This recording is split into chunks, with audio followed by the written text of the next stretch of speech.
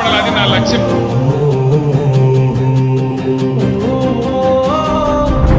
కల్వకుంట్ల చంద్రశేఖరరావు అనే నేను ఉగ్గు పాలన బదులు ఉద్యమాలు ఓసి ఏ తల్లి నిన్ను గన్నది, ఏ తల్లి నిన్ను గన్నదో ఓ సారు కేసీఆర్.